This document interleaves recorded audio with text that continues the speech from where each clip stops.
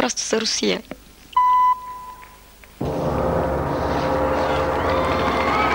Това беше оригинално начало.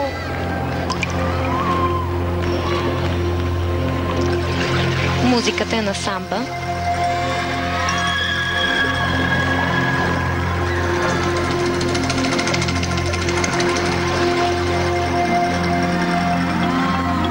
Това беше доста интересно.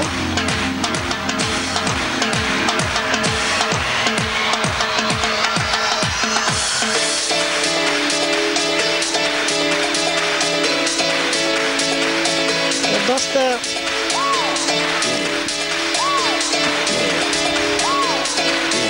много силно изпълнение имат в техническа стойност, благодарение на качествата си.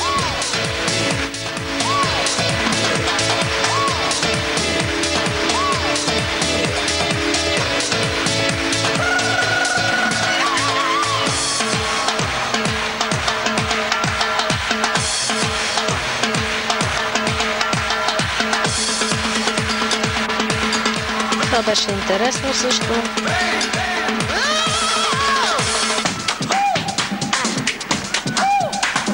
Страхотни екипи. Оригинални.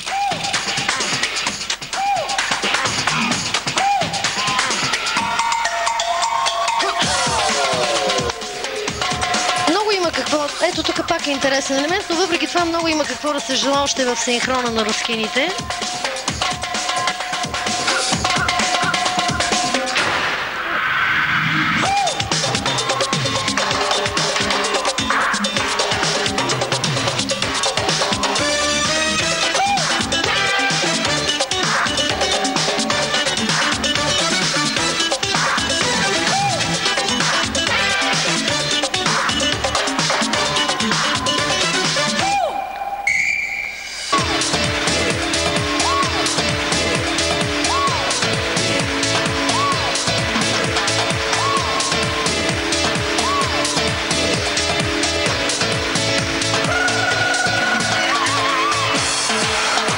Допуснаха сериозна грешка.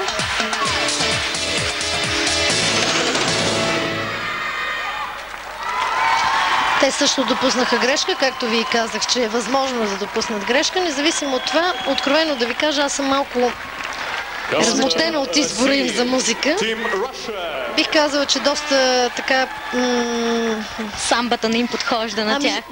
Не ми хареса композицията в никакъв случай. Значи, поне трябваше да има някаква нотка на самба в изпълнението им, която аз лично не видях. Танцовална нотка нямаше, да. Значително по-добро изпълнение на съчетанието им с ленти, значително по-добро. Разбира се, нека не бъда разбрана погрешно.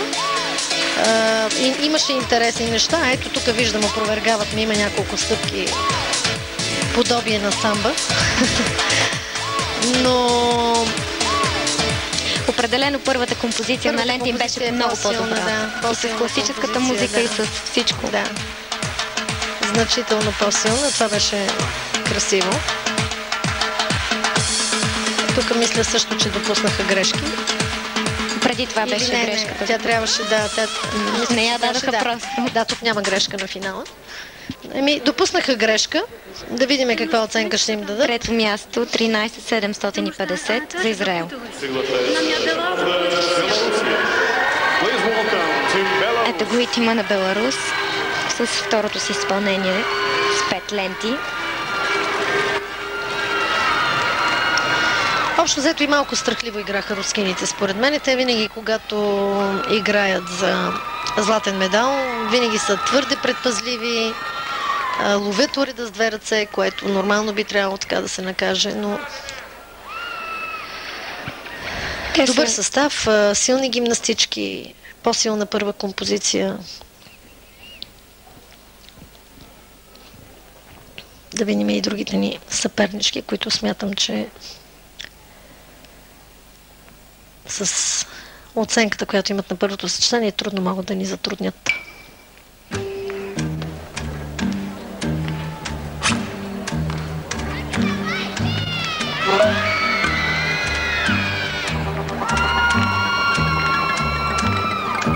Четвърти останаха Беларус на Олимпийските игри. Изпреварихме ги там.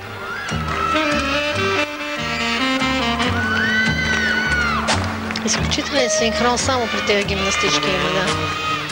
Така, бих казала, че В това бият останалите по да, и като качество, и като изпълнение, и като изисквания за правене на задължителните елементи, така наречените букви. Много добро впечатление за Беларус. Много добро. Но така лично мое мнение, пък че те имат много постни композиции. В смисъл постни, с нищо не запомняш се като музика, като композиция, като нещо, което наистина истински да ти спредаха. Разбира се, имат много оригинални елементи, но са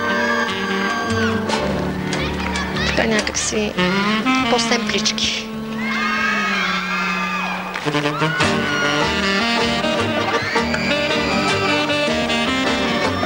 Независимо от това, до момента играят блестящо.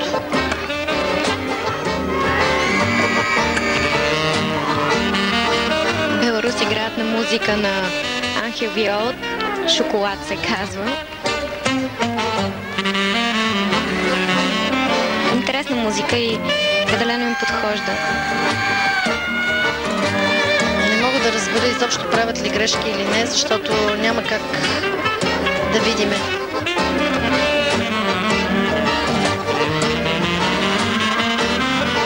Много добро изпълнение до момент.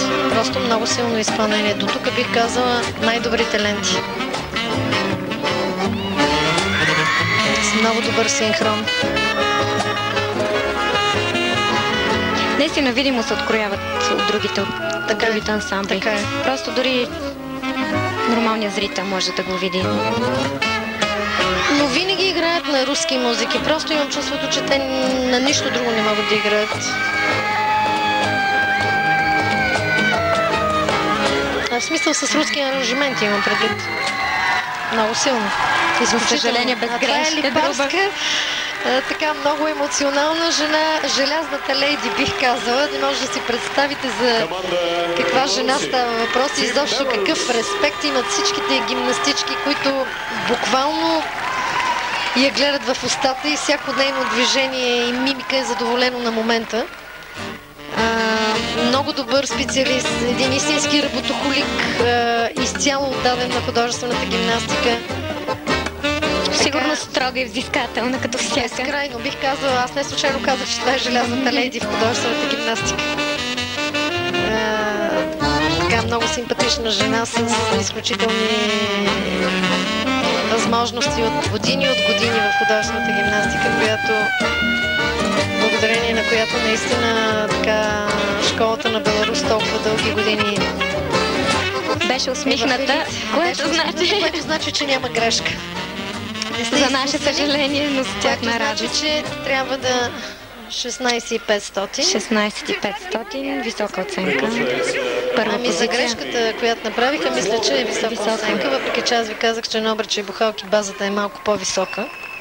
Първоначалните оценки и база са малко по-високи. Но независимо от това, вярно е, че грешката беше една. Но все пак наруши, да, което е висока оценка. Да не забравяме все пак, че става въпрос за Русия и са домакини. Пък и ние трябва да сме безгрешни, за да успеем точно там, особено в Русия. А за съжаление, нашият ансамбъл не беше.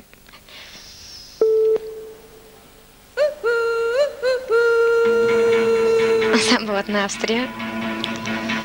Закачливо започване. Да, много интересно. Точно закачливо е думата, много приятно. Интересен ансамбъл. И неприятна грешка. Да.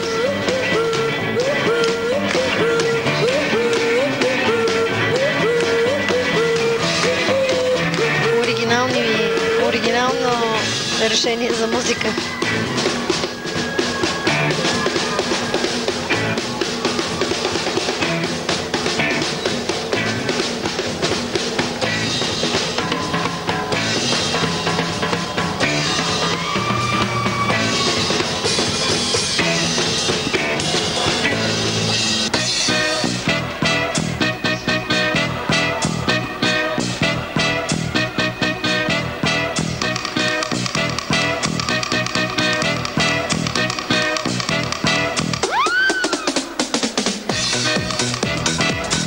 Пак имаше малко липса на синхрон, но това вече го обсъдихме няколко пъти наистина.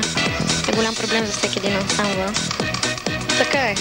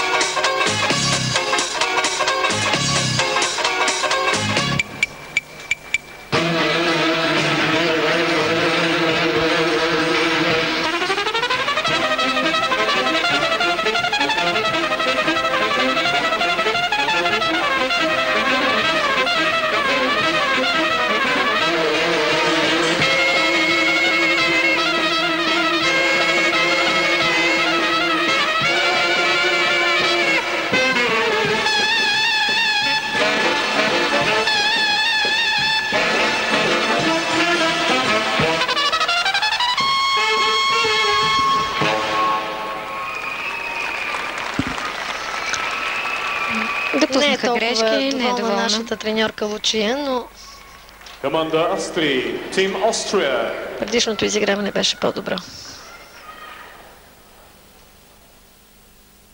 Общая оценка команды. Да, за съжаление. Допуснаха и груби грешки.